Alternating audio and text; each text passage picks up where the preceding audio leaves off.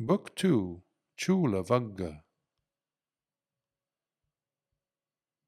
Sutta Nipāta 2.1 Ratana Sutta.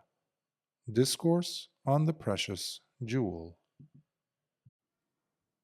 Whatever non-human beings that are assembled here, whether terrestrial or celestial, may they all have peace of mind with contented hearts as they listen attentively to these words.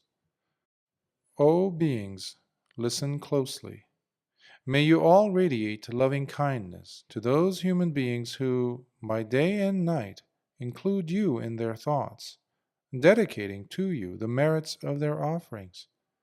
Therefore, watch over and protect them with diligence. Whatever treasures there may be in the cosmos or in worlds beyond, whatever precious jewels there may be in the heavenly realms, nothing compares to the Tathagata, the perfected one. This precious jewel is the Buddha. By declaring this truth, may there be safety. That destruction of grasping, that non-passionate state, that deathlessness supreme, the calm and collected Sakyan sage had realized, nothing compares to Nibbana. This precious jewel is the Dhamma. By declaring this truth, may there be safety. The Supreme Buddha praised the pure noble eightfold path, calling it the path which unfailingly establishes one in the collectedness of mind. Nothing compares to this collectedness of mind. This precious jewel is the Dhamma. By declaring this truth, may there be safety. The 8 individuals are praised by the wise, and they constitute the 4 pairs. These are the true disciples of the Buddha and are worthy of offerings. Gifts offered to them yield abundant results. This precious jewel is the Sangha. By declaring this truth, may there be safety. With a steadfast mind, applying themselves well in the dispensation of the Buddha Gautama, they are free from defilements. They have attained to that which should be attained, arahantship, as they dwell in the deathless. Thus, they enjoy the peace that is Nibbana, which is freely obtained. This precious jewel is the Sangha. By declaring this truth, may there be safety. As a locking post planted deeply into the earth stands unshaken by the winds from all 4 directions, so too, I declare, is the superior person, who sees and understands with wisdom the 4 noble truths. This precious jewel is the Sangha. By declaring this truth, may there be safety. Those who realized the noble truths well taught by him who is profound in wisdom, the Buddha, even if they become exceedingly heedless, still they would not take an 8th rebirth into samsara, the endless cycles of rebirth. This precious jewel is the Sangha. By declaring this truth, may there be safety. With the gaining of higher wisdom, he abandons 3 states of mind, namely, the illusion of personality view, skeptical doubt, and adherence to rites and rituals as a means for liberation. Thus, this person is wholly freed from rebirth into the 4 lower realms, and therefore is incapable of committing the 6 major wrongdoings. This precious jewel is the Sangha. By declaring this truth, may there be safety. Any evil action he may still commit, whether by deed, word, or thought, he is incapable of concealing it, since it has been proclaimed that such concealing is impossible for one who has seen the path to Nibbana. This precious jewel is the Sangha. By declaring this truth, may there be safety. As the woodland groves, though in the early heat of the summer month, are crowned with blossoming flowers, even so is the sublime Dhamma that leads to the peace of Nibbana, which is taught by the Buddha for the highest good. This precious jewel is the Buddha. By declaring this truth, may there be safety. The peerless, excellent one, the Buddha, the knower of Nibbana, the giver of Nibbana, the bringer of the noble path, taught us the excellent Dhamma. This precious jewel is the Buddha. By declaring this truth, may there be safety. With their past kamma spent, and no more new kamma arising for them, their mind is no longer attached to future re-becoming, as the seed of the desire for rebirth has been scorched and dead. They now live with no craving for reliving. Such wise men fade out of existence, much like the flame of this lamp, which has just faded away. This precious jewel is the Sangha. By declaring this truth, may there be safety. Whatever non-human beings that are assembled here, whether terrestrial or celestial, come, let us all salute the Buddha, the Tathagata, the Perfected One, honored and cherished by both devas and humans. May there be safety. Whatever non-human beings that are assembled here, whether terrestrial or celestial, come, let us all salute the perfect Dhamma, honored and cherished by both devas and humans. May there be safety.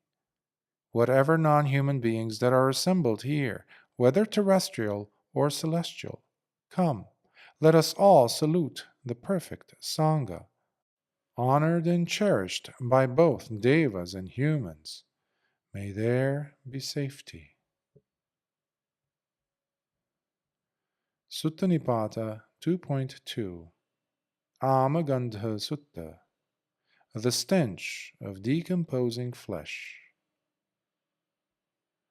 The good who eat millet, chickpeas, newly sprouting greens, fallen fruits, wild grains, and roots, having received their meal without harming others, do not speak falsely, nor consume them for the enjoyment of sense pleasures. Eating and drinking the finest and exquisitely prepared delicacies, with delicious food and drinks offered by those who go through so much trouble to bring them to you. Sitting there, Kassapa, you eat amidst the stench of decomposing flesh. The stench of decomposing flesh is not appropriate for me, you stated, O kinsman of Brahma. Yet I see you partaking of food that includes fine rice and dishes carefully prepared with the flesh of birds. Tell me, Kassapa, what do you consider to be partaking of food that has the stench of decomposing flesh? Harming and killing living beings, abusing and mutilating them, beating and torture, fraud, lying, cheating and being deceitful, adultery, hypocrisy, going to others' mates, engaging in the practice of charms and spells to influence others. All that I consider to be partaking of food that has the stench of decomposing flesh. Having no restraint whatsoever when it comes to experiencing all kinds of sense pleasures, always hungry for more tastes, while being impure themselves, they enjoy being surrounded by filth. Those who are drenched in wrong views, thinking that there are no outcomes to wholesome actions, nor that there could be another world waiting for them once they die, it is this that I consider to be partaking of food that has the stench of decomposing flesh. Heartless backbiters, viciously ruthless and cunning betrayers of friendship, conceited and lacking any compassion, those misers who never give anything away to others, it is they whom I consider to be partaking of food that has the stench of decomposing flesh. Angry and full of hostility in their pitch-black hearts, contentious, hateful, stubborn, deceitful, jealous, and arrogant, those who think so highly of themselves, who put others down, yet remain boastful of their empty accomplishments, those who keep associating with their wicked friends, it is they whom I consider to be partaking of food that has the stench of decomposing flesh. Those with evil behaviors, who run away when it is their turn to repay, the worst of men who enjoy cunning people out of their wealth, taking from the needy the little that they have, it is they whom I consider to be partaking of food that has the stench of decomposing flesh. Such people as these, who live unrestrained, destroying living beings, the inconsiderate ones, who make others' lives miserable, those evil and cruel ones, with bloody hands and malicious speech, it is they whom I consider to be partaking of food that has the stench of decomposing flesh. Those with voracious appetites, with the intent to kill others, addicted to doing evil, those who at their moment of death will open their eyes next, only to see they have fallen head first into the miserable hells, as if immediately deposited there, it is they whom I consider to be partaking of food that has the stench of decomposing flesh. It is therefore not the eating of fish or meat, nor fasting, nor going naked, nor the shaven head or matted hair, nor the wearing of rough animal hides, nor the pulling out of one's hair, nor observing the fire sacrifice, nor the muttering of verses and mantras, nor engaging in various austerities, ceremonies, or oblations to somehow gain immortality, nor the keeping of seasonal observances and other monthly rituals and gatherings, one hopes would purify and somehow cleanse the heart of an ordinary person who has not yet crossed beyond all doubt. So, guard well and protect the gates of your mental faculties, while living your life gently and honestly, with senses restrained, in accordance with the Dhamma. It is in this manner that the wise ones give up all the shackles that bind, and thus eliminate all suffering from their lives, by not clinging to anything, whether things they witnessed or not. In this way, the Blessed One explained to the Brahmin again and again, until the master of the Vedic chants finally understood the meaning of these words. As the unfettered and taintless great teacher taught him through the use of beautiful and hard-to-fathom examples, which revealed the true meaning behind the words on partaking food that has the stench of decomposing flesh. By listening to the encouraging words of the Blessed One that are stainless and that lead to the cessation of suffering, the Brahmin was humbled as he fell at the feet of the Tathagata with tears of joy, paid homage to the Blessed One, and begged to receive the going forth to end all suffering. Sutta Nipāta 2.3 Hirī Sutta Discourse on being considerate. Those apathetic, shameless ones go on making fun of being considerate to others, meanwhile claiming to be your genuine friend. They only pay you lip service, not even doing what is necessary for a true friend. Their behavior says it all, for it never matches their empty words. Speaking words that are pleasant while among friends, but never following them up with actions.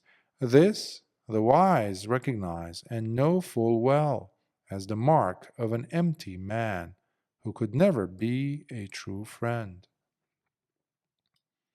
He is not a true friend who keeps you on your toes, always suspecting you to betray them, constantly looking for flaws in your character so that he could point them out later and with malicious intent.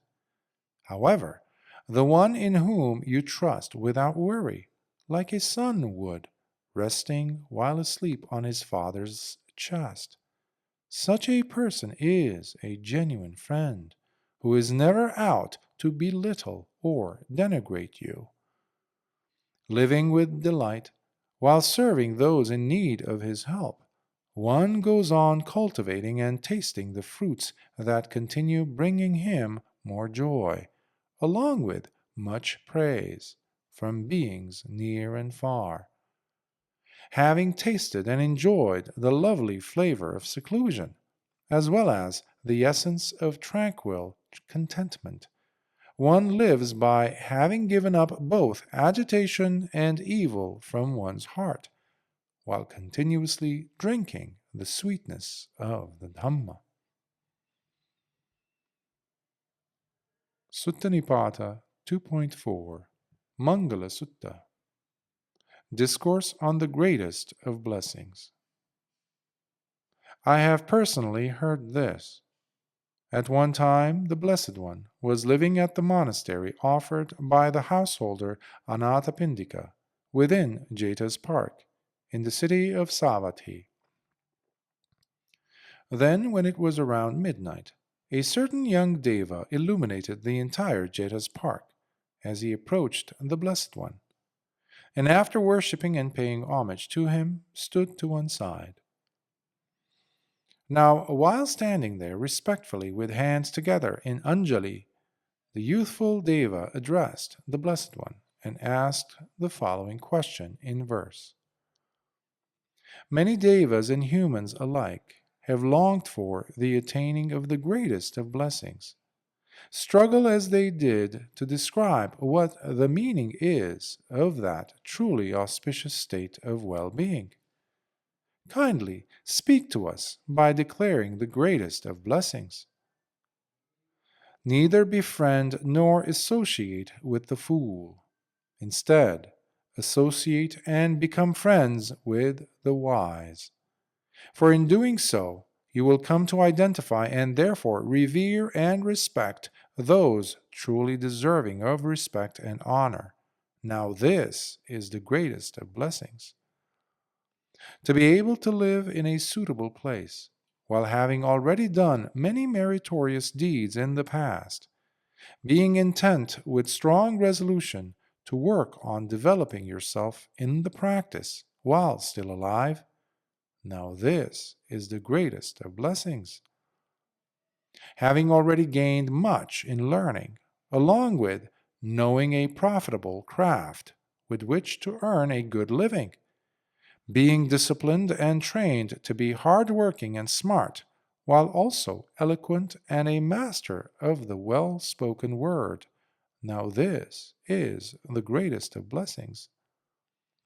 Taking care of one's own mother and father, while going to them and tending to their needs, showing kindness through action towards children and wife, demonstrating genuine care for loved ones without losing oneself or becoming agitated in order to achieve professional success. Now this is the greatest of blessings. Making heartfelt offerings and the giving of gifts while living with virtuous behavior according to the Dhamma. Valuing relationships by showing compassion to others through blameless actions. Now this is the greatest of blessings. Having completely stopped from doing any harm, while fully abandoning any kind of evil actions, refraining from taking any substances that alter or intoxicate the mind, while staying heedful and diligent in cultivating a character that is anchored on the Dhamma. Now this is the greatest of blessings. Being respectful and living with genuine humility and a sense of contentment throughout, permeating with gratitude, while finding the suitable time to be listening to the Dhamma and with an open heart. Now this is the greatest of blessings. Being patiently obedient and remaining soft, while going to see recluses and listening to their words of advice and admonishment. Having a Dhamma discussion at the right time, for the right reason, and with the right people. Now this is the greatest of blessings. Practicing with dedication, while leading the chaste and celibate holy life relentlessly, realizing by seeing for oneself the noble truths, and thus finally attaining full awakening, that is Nibbana. Now this is the greatest of blessings. Even though touched by the fluctuating events of life, nevertheless, remaining steadfast with a heart that is not shaken nor agitated, with no more trembling, he no longer sorrows nor grieves, for he is not attached, and thus stays without any blemishes, being fully appeased and finally safe and secure. Now this is the greatest of blessings. Having accomplished and tasted all these things, such individuals remain unvanquished and undefeatable everywhere, for no matter where they go, they fully enjoy safety that is untouchable and security that is unmatched. Now this is the greatest and most sublime blessing. Sutta Nipāta 2.5 Sūciloma Sutta, the needle-haired Yakkha. I have personally heard this. At one time, the Blessed One resided in Gaya, near the stone-carved platform within the domain of Sūciloma, the needle-haired Yakkha. Then it so happened that both Sūciloma, the needle-haired Yakkha, and his friend Kara the Yakkha were passing by the place where the Blessed One was staying. Then Kara the Yakkha turned to Sūciloma and exclaimed, "Look, that's a recluse." And Sūciloma the Yakkha replied, "That's not a recluse. He is a fake, a wannabe recluse. Now wait here. I will prove to you whether he is in fact a true recluse or merely someone pretending to be one." Then the demon Sūciloma approached the Blessed One and began leaning towards the Blessed One with his body.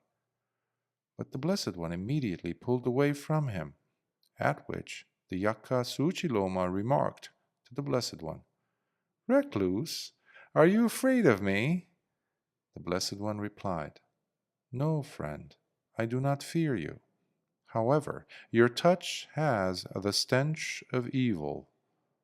Sūciloma the Yakkha then said, "I will ask you a question, recluse, and if you do not answer me, I will invade your mind and drive you insane, or split your heart apart, or grab you by the feet and fling you onto the farther shore of the river Ganges."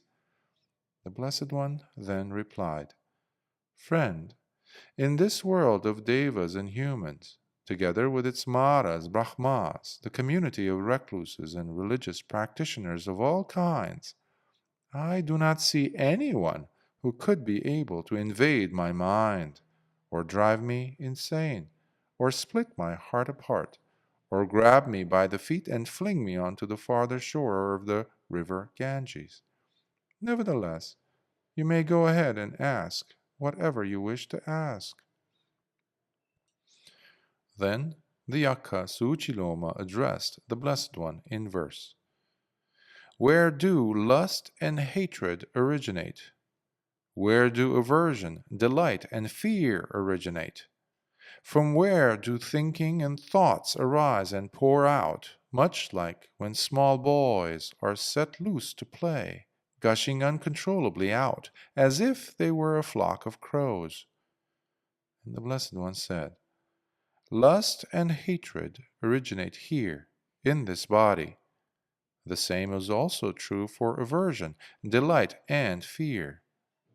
Thinking and thoughts, too, arise and pour out from this very body, much like when small boys are set loose to play, gushing uncontrollably out, as if they were a flock of crows. Born out of self-adoration, they all arise from oneself, spreading out in all directions, longing to make contact with pleasurable experiences through the six sense doors. They reach out, much like the Maluva creepers born from a banyan tree's trunk, spreading everywhere within the forest. Now listen carefully, O Yakkha. Those who know and understand this process as it really is quickly apply themselves to abandon this tendency. And in doing so, they traverse this flood that is so difficult to cross, one that has never been crossed before. But by crossing it, they are never to be reborn again. Sutta Nipāta 2.6 Dhammacariya Sutta. Living according to the Dhamma.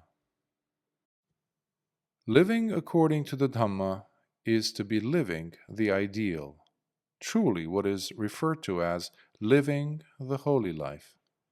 However, in the case of those who, although having gone forth to live the holy life, if they enjoy abusing others in any way they can, much like ferocious beasts who have been set loose, intent on harming others, then the lives of such people become even worse, and their evil causes much greater damage to themselves and to others than what it might have been if they were to stay in lay life.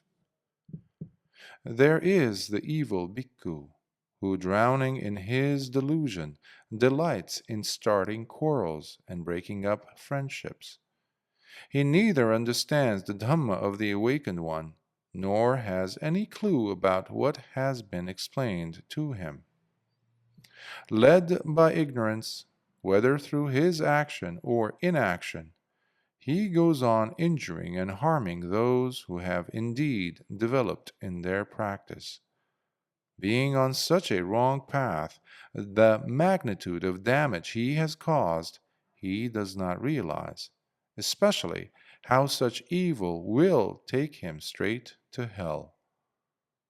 Going to states of deprivation, moving from womb to womb, and from darkness to darkness, such a bhikkhu sooner or later finds himself fallen into suffering right after his death. Just as trying to clean up a cesspool that has been full to the brim and for a long time would only prove to be a futile effort, similarly, it is very difficult to try and clean such a bhikkhu who has been impure in his heart and full of depravity. And if you come to know of such bhikkhus who in reality live the household life with evil desires, evil thoughts, and behavior that is the product of his evil conduct, then all of you must come together and with one voice kick him out, sweep out the trash by getting rid of the impure from your midst and throw out the garbage. Therefore, expel all those who, in fact, are non-recluses, but simply disguise themselves as bhikkhus. So, blow away those with evil desires, evil thoughts, and behavior that is the product of their evil conduct. Live with purity, for it is absolutely necessary that the pure should live mindfully with the pure. Thus, by staying vigilant, resolute, and united, you will all put an end to suffering. Sutta Nipāta 2.7 Brāhmaṇa Dhammika Sutta. Brahmanical beliefs and customs. This is what I personally heard. At one time, the Blessed One was living at the monastery offered by Anathapindika in Jeta's Park in Savatthi. It was then that a large group of wealthy Brahmin householders from Cūḻa, who were quite old and advanced in years, with ailing bodies, as they were close upon death, approached the Blessed One, and after exchanging friendly greetings with him, sat to one side and asked the Blessed One, "Dear Gautama, we would like to ask you whether the Brahmanical beliefs and customs in practice today are holding true to the tradition that was in practice in ancient times." The Blessed One replied, "No, Brahmins. The Brahmanical beliefs and customs that are in practice today are not holding true to the tradition that was in practice in ancient times." Then the Brahmin elders said, "In that case, dear Gautama, could you please teach us? For we would very much like to learn the Brahmanical beliefs and customs that were in practice in ancient times. May the blessed Gautama kindly explain them to us, if it is not too much trouble." And the Blessed One said, "Then listen, Brahmins, and pay careful attention, and I will explain them to you." "Yes, Master Gautama," those Brahmin elders replied, while paying close attention. In ancient times, sages lived restrained, behaving responsibly, having seen through and abandoned their reliance upon the 5 branches of sense pleasures. Thus, they practiced by conducting themselves properly in order to experience their highest potential. The Brahmins of old did not possess any cattle or grains, nor kept any gold. But what those ancients treasured in those days was living the noble life, and doing so with strong faith. Whatever food they prepared for themselves, they did so at their door, openly available for all those in need, as they gave it away generously, with faith in their hearts, sharing the meal that was cooked with anyone and whoever came hungry to their doorstep. Wherever they went, the Brahmins of old were offered the very best of carriages, clothes, beds, and dwellings by wealthy supporters in the various provinces and countries who were touched by their nobility. The ancient Brahmins were never rebuked, because they never engaged in wrong conduct. Thus, they were always protected by the Dhamma. It was a blessing to have them visit one's home, and for this, no doors were kept closed to them, as no one turned them away nor stopped them from entering their house. Aside from their responsibility to father children with their one and only wife, each of these ancient Brahmins remained celibate for 48 years, protecting the vow of chastity, while pursuing their quest for higher knowledge and conduct. These Brahmins neither coveted nor went to another's wife, nor did they buy themselves a wife. Instead, their union of living together was based on love and respect, with mutual agreement. And when those ancient Brahmins engaged in sexual acts with their mate, they only did so during the appropriate time, and abstained from sex altogether outside the fertility phase, during the wife's menstrual cycle. They always honored and praised the holy life, maintaining virtuous behavior, honesty, and straightforwardness, being kind and gentle, as well as sharp and deliberate when engaging in austerities, while living a life of harmlessness along with persevering patience. Yet, the one among those ancients who was esteemed as the highest and most dedicated was considered as if Mahabrahma himself, for he never engaged in sexual intercourse, not even in his sleep. Being inspired by his example, many of those wise ones revered him, impressed by his level of dedication to observing the holy practice of chastity, of virtuous conduct, and of patience too. They made their sacrifices not by the killing of cattle and other animals, but from the very offerings they had received, be it grains, beddings, clothes, purified ghee, or oil, all of which they had collected rightfully. Thus, by treating the cows with loving respect, they looked upon them as if looking at their mother, father, brother, or any other dear relative, realizing their important role, including that of being the source of healing medicines. They realized how cows are a source of nourishing food, health, and vitality, along with happiness and well-being. Knowing this to be true, through experience, they did not kill any cows.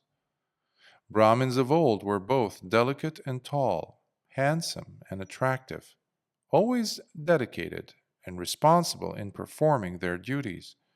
As such, they all prospered in happiness, as long as the forward world cycle rolled on. But slowly they began changing, little by little, as perversions crept in, as they began admiring the splendor of warrior kings, as well as the gold ornaments and jewelry they saw on the royal women. Also, seeing thoroughbred stallions pulling their lavish chariots that were beautifully made with elaborate embroidery and decorations everywhere, as well as their opulent living quarters and various houses they owned, all laid out side by side with sufficient spaces in between. All this, in addition to the enormous wealth that the rich and ruling class of society possessed, not to mention their countless herds of cattle and the endless stream of beautiful and attractive women they were surrounded by. The Brahmins, in time, began to covet these as well. And while being driven by that very lust, they began composing mantras and special chants as they approached King Uṭṭhāna, whom they convinced by saying, "You now have much wealth, and for this reason you must make sacrifices. If you want to keep having such wealth and treasures, then you must make sacrifices. After all, it is only due to the sacrifices you make that wealth, treasures, resources, and all your possessions come to you and will continue to do so in the future." Then the king, the lord of all warriors, now being convinced of this lie, and persuaded by the encouragement of those Brahmins, began making various sacrifices, including the slaughter of humans and horses, while also giving the Brahmins the authority to sacrifice anything they asked for, in addition to opening the royal treasure houses to them, giving them great wealth and entire districts in the kingdom, along with their inhabitants, thus offering them all to the Brahmins. There were cattle, the finest of bedding, clothes, attractive and finely adorned women, as well as many beautifully decorated chariots, yoked to thoroughbred stallions. There were many beautiful mansions, palaces, and houses offered to the Brahmins now, opulent living quarters and various houses, all laid out side by side, with sufficient space in between. In this way, the king kept making sacrifices by offering all these to the Brahmins. In receiving so much wealth, they began delighting and indulging in accumulating even more riches, hoarding all that wealth they received. Thus, overcome by their lust for more, craving continued to grow its roots deeper in their hearts. To this end, they composed new mantras and chants. As they again approached King Okkāka and exclaimed, "As water, earth, gold, wealth, and grains, so the lives of cattle are essential for humans to make use of." So they convinced the king to sacrifice cows in order to gain much more resources and wealth, while instructing him, "You now have much wealth, and for this reason you must make sacrifices. If you want to keep having such wealth and treasures, then you must make new sacrifices. It is only due to the sacrifices you make that wealth, treasures, resources, and all your possessions come to you, and will continue to do so in the future." Then the king, the lord of all warriors, again being convinced of this lie, and persuaded by the encouragement of those Brahmins, began killing hundreds of thousands of cows, offering them all as sacrifice, according to what he was advised to do by those Brahmins. Not by their hooves or legs, nor by their horns, had those cattle harmed or hurt anyone at all. Instead, just like innocent sheep, they always trustingly offered their milk to mankind in buckets daily. But the king, grabbing them by their horns, put them all through the knife, in the name of sacrificial offering. In witnessing this, the Devas, headed by their king, Lord Indra, the Asura demons as well as the Yakkhas, cried out together in shock of the injustice they witnessed, in seeing how man put the knife to the necks of those cows, all in the name of so-called sacrifice. In the past, there were only 3 diseases to be found: greed, hunger, and old age.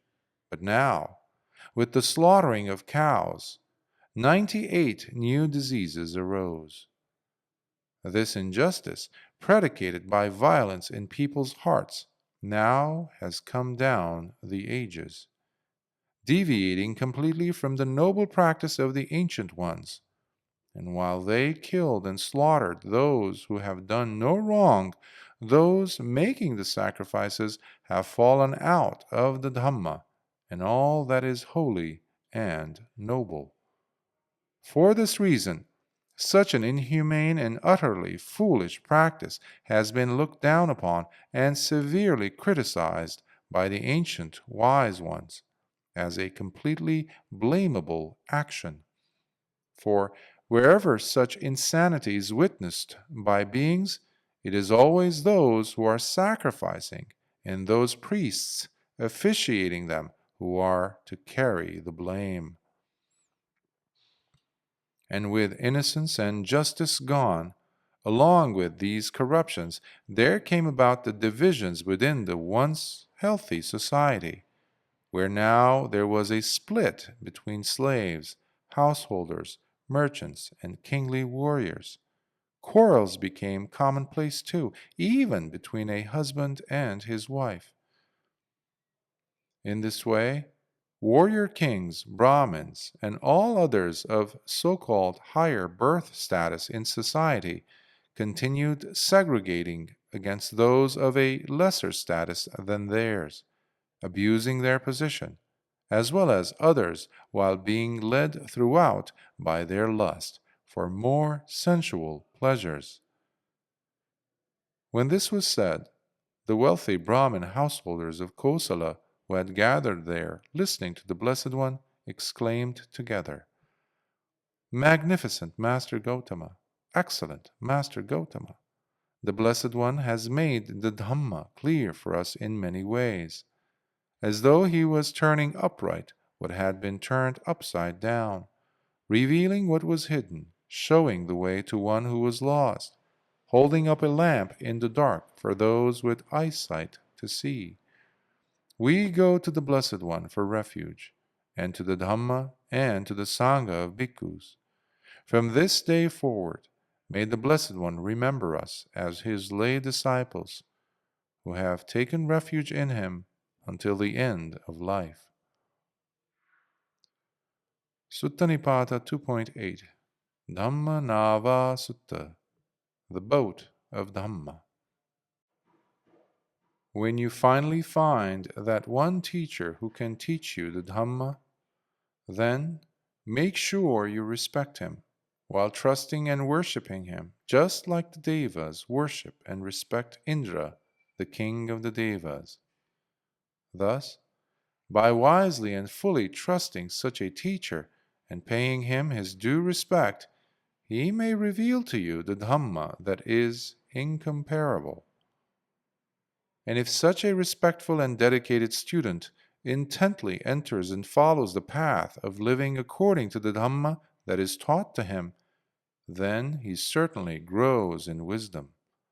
As a result, his capacity for understanding the most subtle aspects of the Dhamma constantly develops, so long as he closely pays attention to what is being taught by such a teacher. However, if, on the other hand, the student spends his valuable time associating with the fool who is drenched in contention and jealousy, then they certainly will fail altogether in becoming wise, let alone gain any genuine or subtle understanding of the Dhamma. As a result, one simply drowns in his doubts as he continues his certain path towards death and further misery. For how could someone who, while he himself is being carried away, tossed and smashed around, caught in the torrent of swiftly rushing and powerful floodwaters, be able to help others cross to the other side of the flood safely?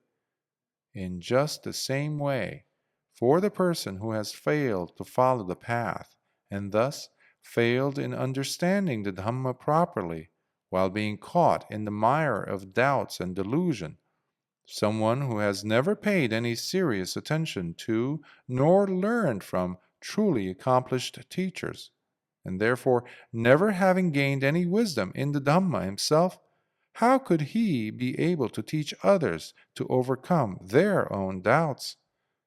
But when one has confidently stepped foot into a sturdy and reliable boat, one that is equipped with an efficient set of oars and rudder close at hand, then such a person would certainly be able to help many others too cross the flood along with him, due to his skillfulness in navigating the boat and understanding of how to move through the floodwaters successfully and to the other side. In just the same manner, the one who is quite knowledgeable and well trained, having thoroughly developed himself to the point where he has become unshakable in the Dhamma, can in fact help and support others on their journey, so long as they are willing to listen carefully and heed his teachings with trust and purity of heart. Therefore, associating with superior beings who are your true spiritual friends, while having the right knowledge and training, is itself an absolute must indeed. And by following along the path, according to the instructions given by wise and noble friends, while cherishing and understanding the deep Dhamma they share, you too will come to experience true happiness and contentment, which only the Dhamma can bring to the heart. Sutta Nipāta 2.9 Kiṁsīla Sutta. What virtuous behavior is all about. What is virtuous behavior? What is meant by having good conduct? By practicing what kind of actions exactly could human beings become firmly established in the highest good and thus attain to the ultimate goal. By honoring those elders who deserve respect. Do not be contemptuous while knowing the appropriate time to go and see teachers, always appreciating any opportunities one may get to listen to a Dhamma discourse. By listening with full attention to the well-spoken words being offered. Knowing the appropriate time to enter into the teacher's presence while removing all signs of arrogance and pride from your heart as you attend gently on them, caring for their needs. Meanwhile, always remaining alert as to the purpose of the Dhamma throughout your training, maintaining restraint and living in harmony with the goals of the holy life. Delighting in listening to the Dhamma, being devoted to the Dhamma, standing on the firm foundation of the Dhamma, while applying wise discrimination throughout, as you make sure nothing you do, no matter how insignificant, inadvertently brings even the slightest criticism to the Dhamma. In this manner, you should fill up your time, always pondering on the truth you learn, that is, the Dhamma. Give up laughter and the telling of jokes, along with mutterings of prayer and ceaseless chanting, lamenting and wailing, not to mention hateful, vile, and angry speech, cunning and deceptive talk, as well as malicious and lust-inducing words. Thus, free yourself from the blemishes that arise from your stubbornly blind existence as you give up pride and abide steadfast, longing to see reality for what it truly is. Learn to appreciate the value and beauty of the well-spoken word, whereby whatever has been heard brings you closer and closer to the experiencing of stillness, that is, the collectedness of the heart, samadhi. This because no wisdom is found, nor any true understanding is developed in the heart of the negligent man who is restless, hasty, and impetuous. That is why those who delight in the Dhamma taught by the noble ones are unsurpassed in their speech, thoughts, and physical actions, for they are firmly established in the tranquil serenity that comes through the collectedness of the heart, having known through their own wisdom and direct understanding the very essence and heartwood of the teachings. Sutta Nipāta 2.10 Uṭṭhāna Sutta. Rise up. Rise up and meditate. Sit up and stop wasting more time. For how is spending your time sleeping really going to help you? When the heart is shot with the poisoned arrow, experiencing dreadful pain day and night, how could anyone have time for sleep? Rise up and meditate. Sit up and stop wasting more time. Train hard and be persistent until you understand how to attain peaceful abiding. Do not be negligent. Know that the King of Death has you in his sight, so no time for you to be heedless and get caught in his grasp. Cross over this hurdle and stop loitering, being stuck like most devas and humans, nailed down in their attachment to the promise of pleasure. Do not miss the rare opportunity of this moment, otherwise you will surely regret it once you land in hell. Being negligent or heedless will always gather dirt, making you sullied. This because becoming defiled is none other than the outcome of procrastination and negligence. However, when you are diligent in your practice, very soon you will come to knowledge and understanding that are unprecedented, and with direct wisdom gained, you will be able to pull out that arrow from your heart once and for all. Sutta Nipāta 2.11 Rāhula Sutta, to the Venerable Rāhula. Does the wise one eventually lose his significance for you, due to familiarity that grows from constantly associating with him? Or do you feel moved enough to continuously pay reverence to the one who holds up the light for all of humanity? Asked the Blessed One, while addressing his son, the Venerable Rāhula. The wise one never loses his significance for me due to the familiarity that keeps growing from constantly associating with him. For I am continuously moved, because of which I pay deep reverence to the one who holds up the light for all of humanity, replied the Venerable Rāhula.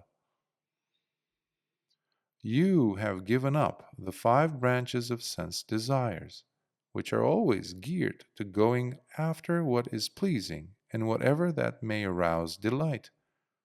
Remember, it was through your faith and confidence that you have gone forth, leaving the household life behind.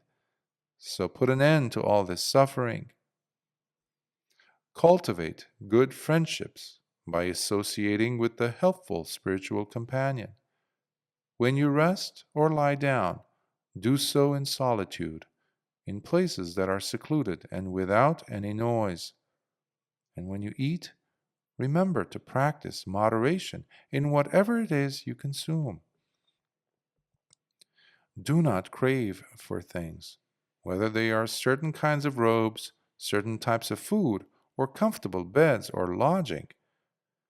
Cut out the lust for re-becoming, and with it, any chances for ever returning back to this world.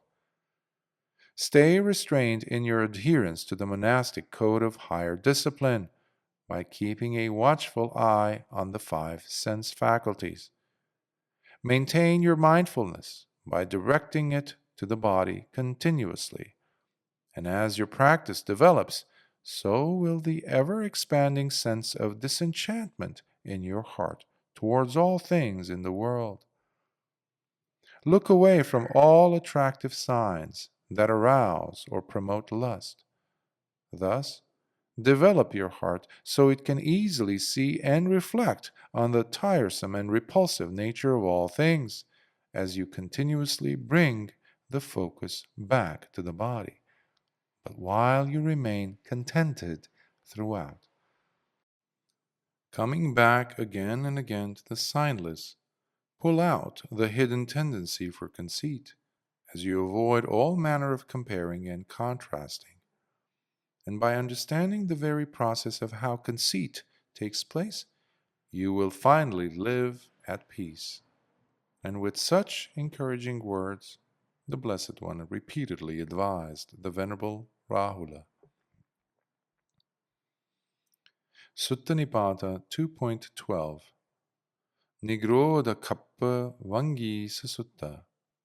Vaṅgīsa and his preceptor, the Venerable Nigrodhakappa. I have personally heard this. Once upon a time, while the Blessed One was residing at the Aggalava Stupa in the town of Alavi, the preceptor of the Venerable Vaṅgīsa, the elder Venerable Nigrodhakappa, had just died, having attained final Nibbana. It was then that the Venerable Vaṅgīsa, by going to an isolated area, spent his time meditating in seclusion.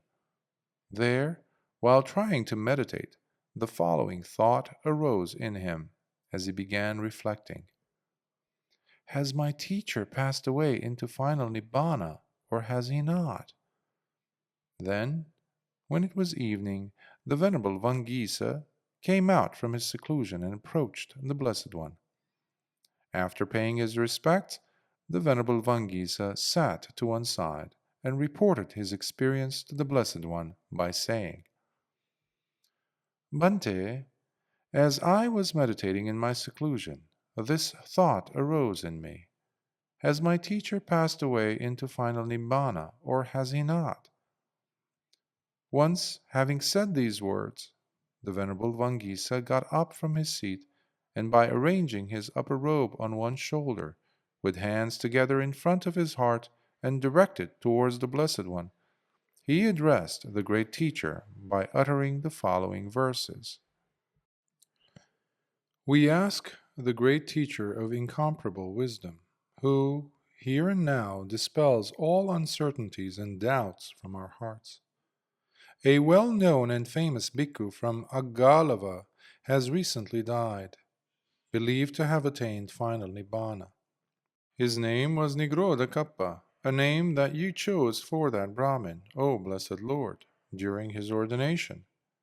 He wandered and lived by venerating you with utmost respect, while his one single aim was always the longing for freedom, which he pursued with persistent effort and firm resolve to see the Dhamma that is true. Therefore, we, the disciples of the Sakyan, have all come to listen, desiring to know about that disciple from the very lips of the all-seeing one himself.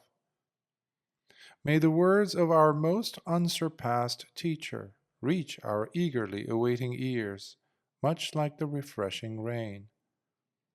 Speak to us and dispel our doubts, O Wise One, as you reveal to us whether he closed his eyes for the last time without ever taking rebirth anywhere again, or whether he is still waiting to experience final Nibbana. Kindly declare this to us, O great teacher, while you sit in the middle of this congregation, seeing all things like Sakkha sits amongst the Devas, who sees all things with his 1,000 eyes. In the presence of the Tathagata, all shackles disappear, as all deluded ways of thinking, doubts, and uncertainties about anything simply vanish without a trace. This because his penetrating vision surpasses all others.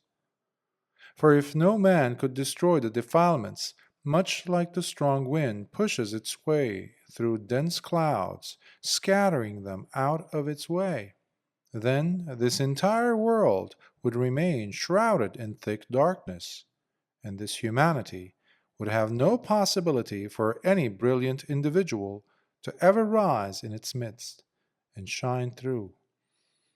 But the wise ones are our sources of light, and that is exactly what you are to me, O my hero. Therefore, we have come here, to this congregation, for you to reveal to us, through your own insight and knowledge, as to the truth about Kappayana's destination. Release your lovely, lovely voice for all to hear, as you speak to us like the swan begins to sing its melodiously beautiful song, as it stretches out its slender neck. And we are all ears, eagerly awaiting and fully alert for all that you reveal.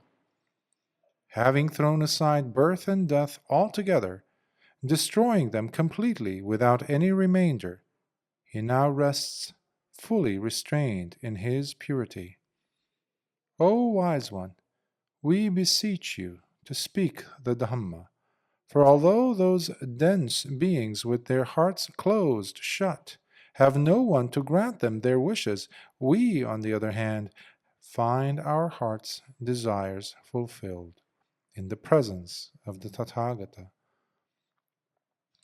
However you explain it to us, with the depth of your unmatched wisdom and perfect understanding, we fully accept. Therefore, with these clasped hands in front of my heart, I again implore the incomparable knower of all things. Please, do not keep us in the darkness of not knowing the truth for which we seek an answer. You who know the noble Dhamma inside out, from top to bottom, having fully penetrated it yourself, O hero, who vanquished delusion. I stand before you, much like those who stand in the scorching heat, eager to receive the life-giving water to quench their thirst. So let the refreshing rain of your sweet voice come down and soothe the burning in my heart. Tell us, Master, how has Kappayana fared on? Was he able to live the holy life in full? Please tell us his efforts were not in vain. Did he attain to freedom by realizing final freedom?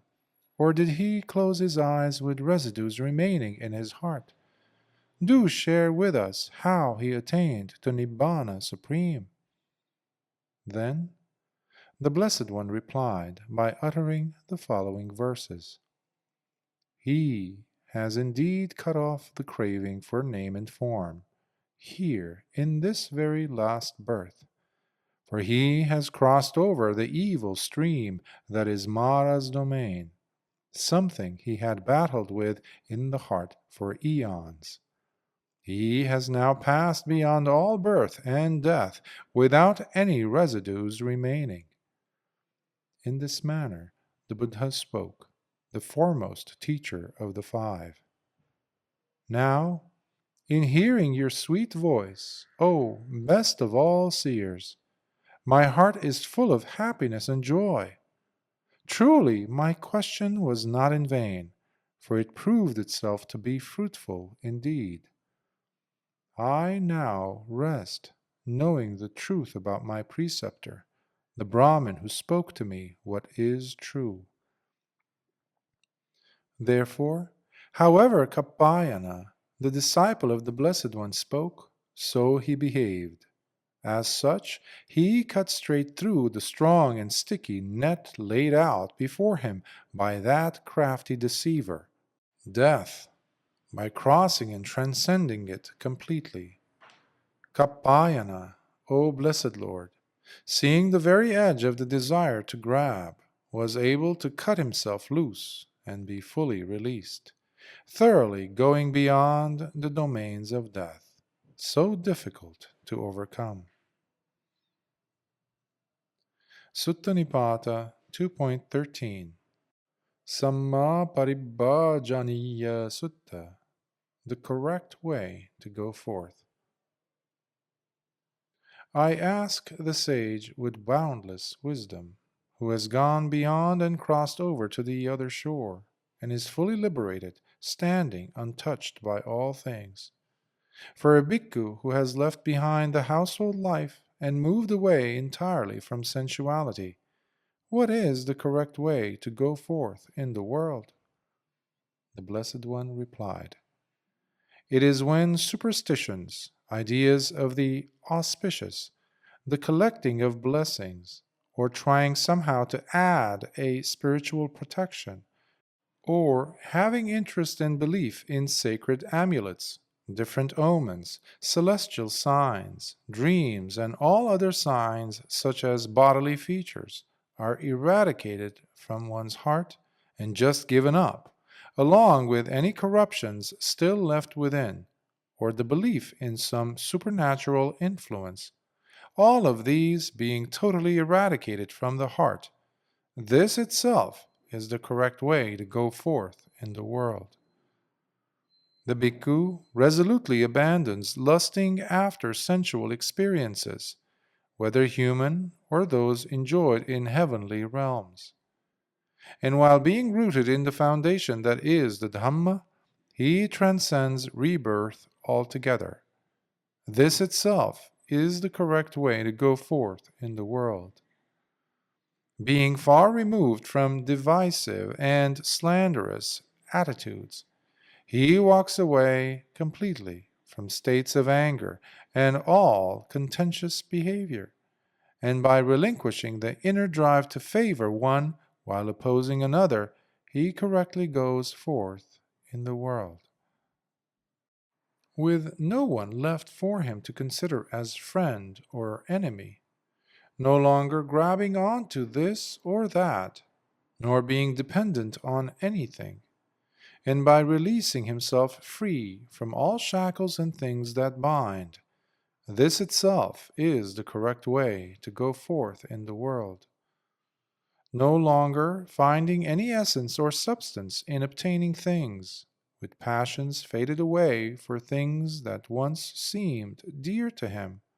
Now he has only himself to fall back on, being completely self-reliant, with no need for anyone to lead him here or there. This itself is the correct way to go forth in the world. Lacking hostility, whether in words, thoughts, or bodily actions, having thoroughly known and seen the Dhamma, one is set on his path, determined to personally experience full liberation. This itself is the correct way to go forth in the world. If the bhikkhu does not get cocky or brash, seeing others bowing to him, nor starts fretting or becomes resentful when he is criticized or rebuked, and when respected and offered food by others, he does not become conceited or arrogant because of it, this itself is the correct way to go forth in the world. Giving up the greed for more, as well as the longing for re-becoming. When the bhikkhu has entirely turned his back to any form of violence and the drive to cause harm, because of this, all doubts are dispelled in him, as the hooks that suffocated him all fall off. This itself then becomes the correct way to go forth in the world. Knowing for himself how and what it is to feel good, the bhikkhu makes sure he does not cause harm to anyone in the world. And having studied and understood the Dhamma by seeing the way things truly are, this itself is the correct way to go forth in the world. When there are no more underlying tendencies whatsoever left in his behavior, with the roots of unwholesome actions pulled out completely, and with no hopes or expectations left to drag him here or there, this itself is the correct way to go forth in the world. With the contaminants of the heart finally extinguished, and conceit fully eliminated, being liberated from the entire range of lust, remaining tamed, quenched, and fully restrained, while standing as steadfast as ever, this itself is the correct way to go forth in the world. Firmly established in faith, having learned and studied much, with a clear path of practice ahead of him, the wise one remains untouched, as he avoids taking sides in the disputes of others, and through discipline, having rid himself of greed, hatred, and disgust, this itself is the correct way to go forth in the world. Victorious and pure, with the veil of deceit finally removed, having mastered himself, one stands unperturbed in the face of whatever happens, possessing the supreme knowledge in his heart of how all conditioned things must end sooner or later. This itself is the correct way to go forth in the world. Not wasting his time speculating on things that might have happened in the past, nor of things that might happen in the future. He understands purity by having gone beyond it through his direct wisdom, and therefore he is now released and no longer a slave to his six sense spheres. This itself is the correct way to go forth in the world. Personally experiencing the state of peace, while seeing and appreciating the beauty of the Dhamma, along with the giving up of all one's assets and acquisitions, as the certainty of the elimination of the heart's contaminants becomes unmistakably visible. This itself is the correct way to go forth in the world. Most certainly indeed, O blessed Lord, it is just as you explain. For whoever may live the life of such a disciplined bhikkhu, by conquering and thus going beyond all fetters that bind the heart, one will indeed be living the correct way of going forth.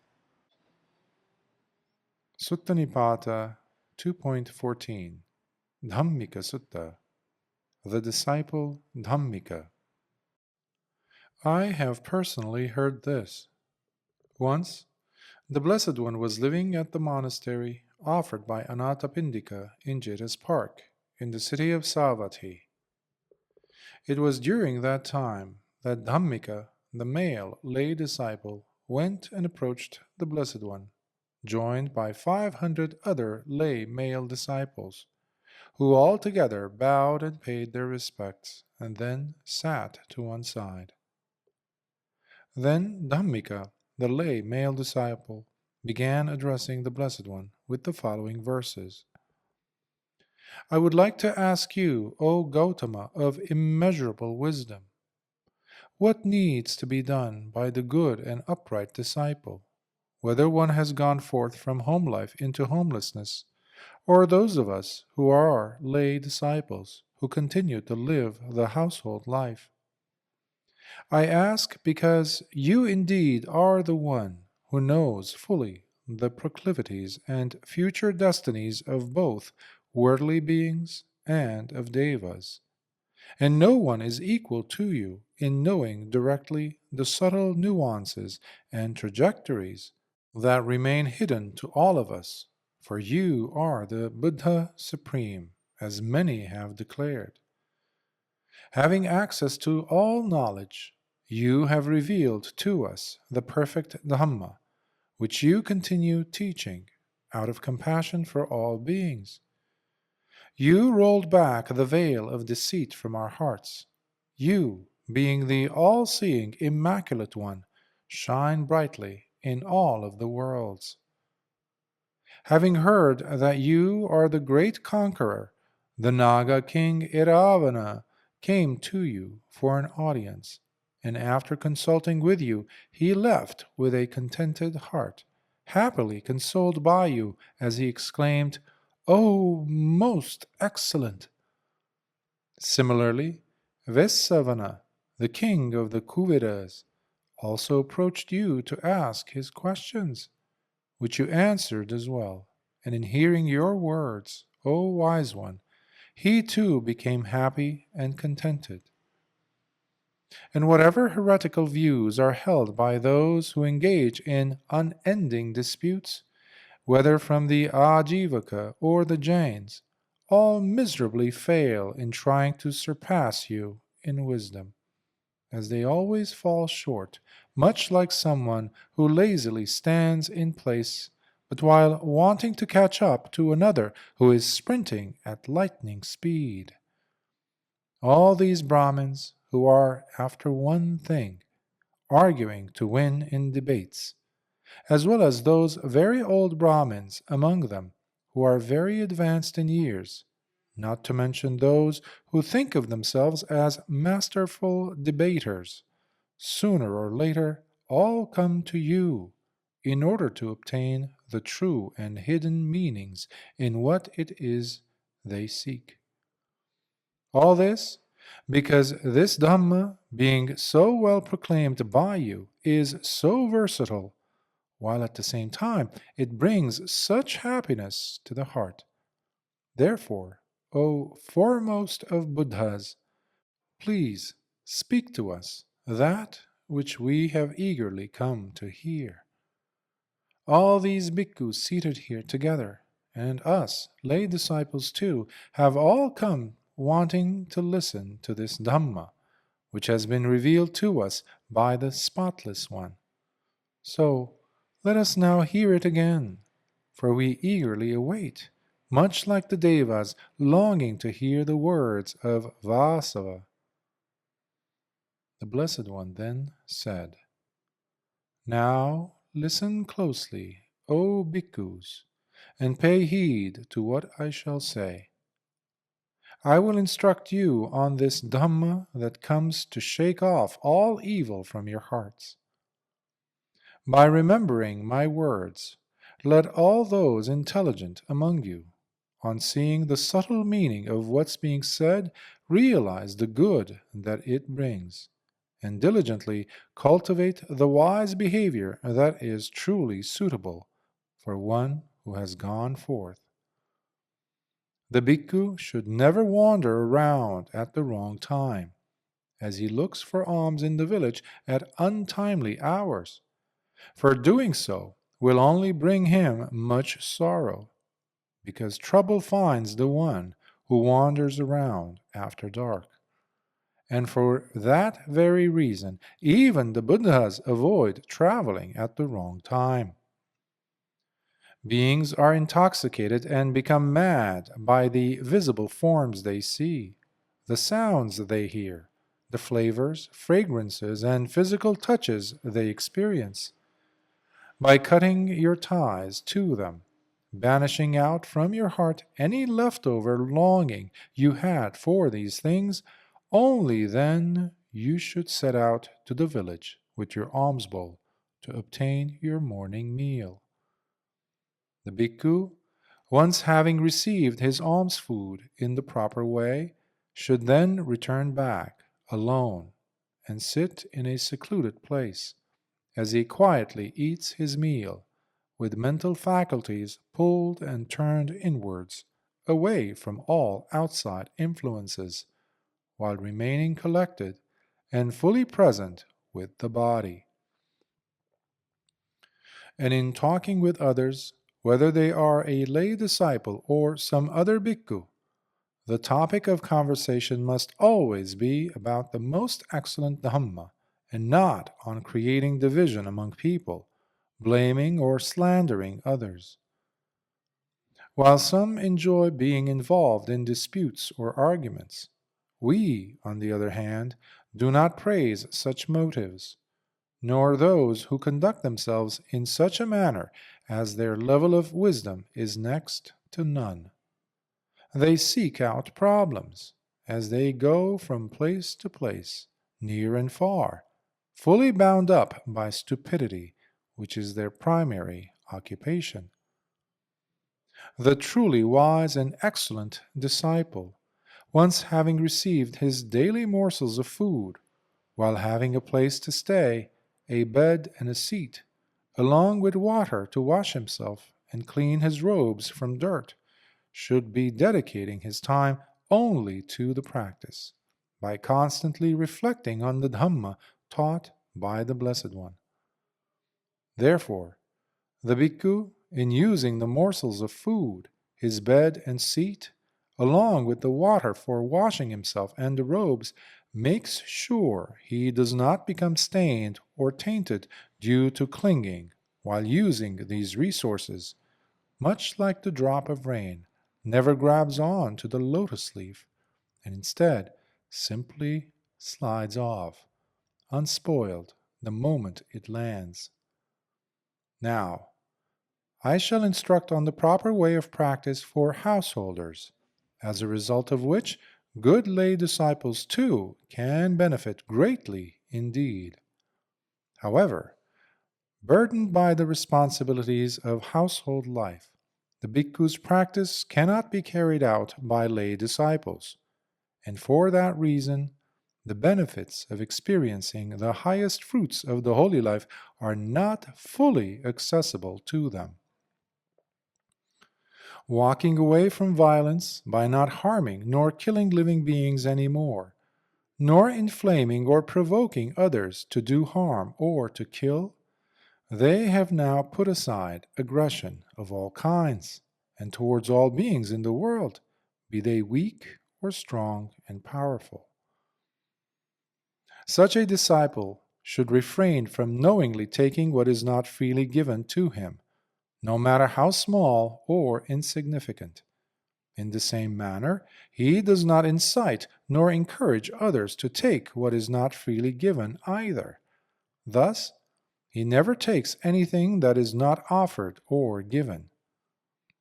Avoiding to live the non-celibate or unholy life is what the wise disciple does. Just like an intelligent person avoids accidentally stepping into the pit of burning hot coals. Yet, in being a householder, when one is unable to observe the holy life in remaining celibate, then he should, at the very least, never cheat on one's own mate, nor covet or go to another's mate or wife. While conversing in a public gathering or an assembly, or whether talking in private, the disciple should not speak any lies, nor should he incite others to speak any lies. Thus, one should not speak what is false. And if this Dhamma is dear to any householder, then he should give up altogether the consuming of any kinds of intoxicating drinks or any types of mind-altering substances, nor should he influence or tempt others to take any kinds of intoxicating drinks, nor promote the providing of any types of mind-altering substances to others. This because once intoxicated or under the influence of these substances, one becomes heedless and transforms into a befuddled fool, whereby one starts committing evil deeds oneself, as well as instigating others to engage in similar behavior, actions which they would not have done had they not consumed those mind-altering substances. So, completely reject such insanity, which brings with it much suffering caused by delusion, irresponsibility, and the careless behavior of utter stupidity. Refrain from destroying living beings and harming life. Abstain from taking what is not freely given, from the telling of lies, and the consumption of intoxicants and mind-altering substances. Live celibate by leading the holy life, abstaining from sex, and stop taking food at night and at the wrong time. Stop wearing flower garlands, and abstain from using fragrant perfumes. Learn to sleep on a low bed, or on the ground, on a mat spread on the floor. This is what is referred to as living the 8 precepts day of fasting, the Uposatha, as declared by the Buddha who has ended suffering. In this way, by living the Uposatha fully, be it on the 14th, the 15th, or the 8th day of the waxing aspect of the month, observe the 8 precepts day of fasting. Also, observe them on that additional special day of the month every 2 weeks, all with a happy mind and a contented heart. Then, by getting up early in those mornings of Uposatha, the wise and diligent lay disciple comes to serve the Sangha of bhikkhus by distributing to them nourishing food and drinks, sharing with them whatever he can, while doing so with a happy mind and a joyful heart. Furthermore, the disciple also tenderly looks after his mother and father, while earning an honest living, being engaged in a wholesome profession or trade. And when the time comes, such a diligent householder who, in life, having observed the practice and lived in a wholesome manner, will reappear in the company of the brilliant and self-radiant devas, the gods of Sammāparibbājanīya heaven.